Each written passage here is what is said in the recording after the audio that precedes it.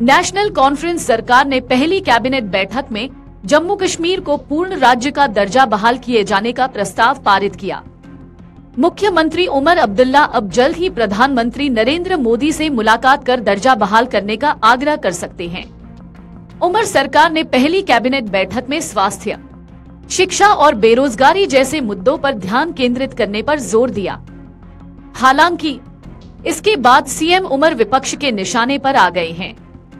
विपक्ष ने उन पर अनुच्छेद 370 पर अपने वादे से मुकरने का आरोप लगाया है। पीडीपी, पीपुल्स कॉन्फ्रेंस और इंजीनियर रशीद की अवामी इत्तेहाद पार्टी ने कहा कि उमर भाजपा के एजेंडे को ही जारी रखना चाहते हैं।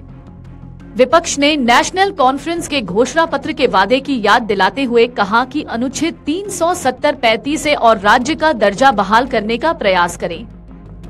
राज्य का दर्जा बहाली का पहली कैबिनेट में प्रस्ताव पारित करने के बाद जम्मू कश्मीर के मुख्यमंत्री उमर अब्दुल्ला विपक्ष के निशाने पर आ गए हैं।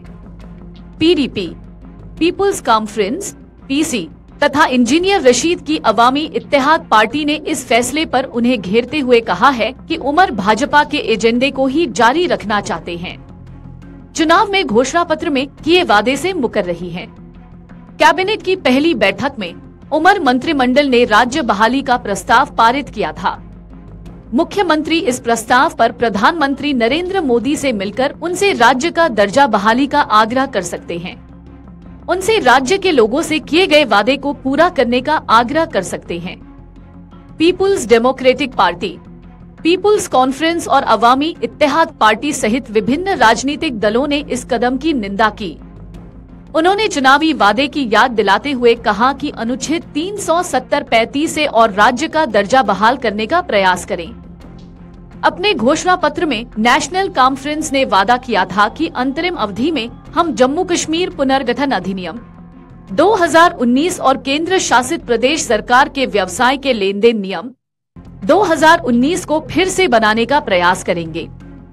पार्टी चुनाव के बाद अपने कामकाज की पहली सूची में इस क्षेत्र से राज्य का दर्जा और विशेष दर्जा छीनने के केंद्र के फैसले के खिलाफ एक प्रस्ताव पारित करेगी।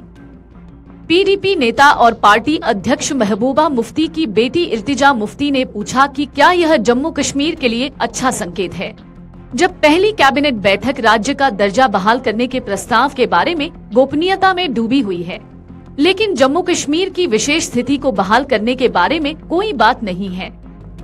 एक्स पर कहा कि क्या यह दिल्ली के अवैध क्रूर अशक्तिकरण और भारत के एकमात्र मुस्लिम बहुल राज्य को निर्वस्त्र करने को लीपापोती करना और वैध बनाना नहीं है, यह पूर्ण समर्पण है। पीडीपी युवा विंग के अध्यक्ष वहीद पारा ने कहा कि राज्य के दर्जे पर अब्दुल्ला का पहला प्रस्ताव 5 अगस्त 2019 के फैसले के समर्थन से कम नहीं है। एक्स पर कहा कि अनुच्छेद 370 पर कोई समाधान नहीं होना और केवल राज्य की मांग करना एक बड़ा झटका है, खासकर अनुच्छेद 370 को बहाल करने के वादे पर वोट मांगने के बाद। अगर आप ये वीडियो YouTube पर देख रहे हैं तो हमारे चैनल को सब्सक्राइब कर बेल आइकन दबाएं और Facebook पर देख रहे हैं तो हमारे पेज को लाइक करें।